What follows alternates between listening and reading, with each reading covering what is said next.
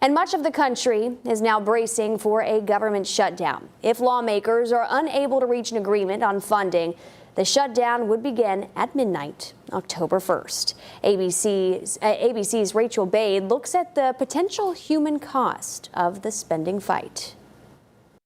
This week, Congress in the midst of another self-inflicted crisis, one that could inflict financial and emotional pain on millions of Americans absent an 11th-hour deal. For some elected officials, the looming government shutdown is a political game of chicken, an opportunity to cater to their constituents and win concessions from the other party.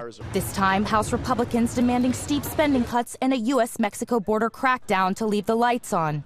But for Willie Jo Price, a cafeteria worker in the Library of Congress, it's a missed paycheck, one that threatens her ability to pay her bills. People just like me. It's a lot out here just like me.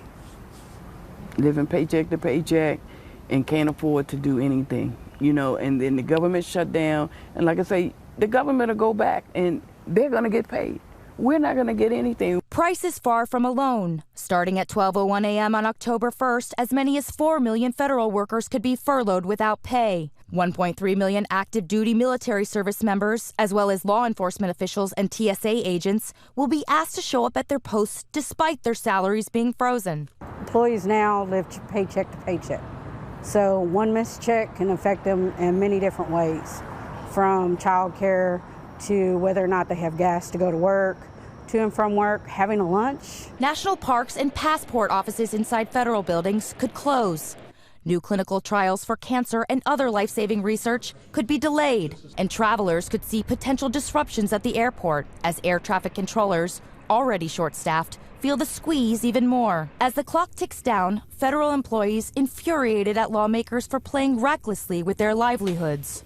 I just can't believe we're going down this road again. This should never even become an issue that our military families have to worry about a paycheck.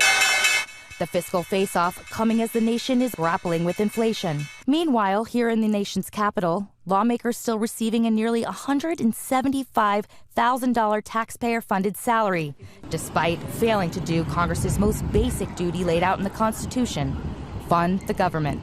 During the last government shutdown in 2018, images of unpaid federal workers standing in line at food banks infuriated the nation and eventually led former President Donald Trump to cave on his border wall demands and reopen the government. Now, many are hopeful that it will not come to this point this time around, but given the gridlock we see in Washington right now, it's increasingly likely.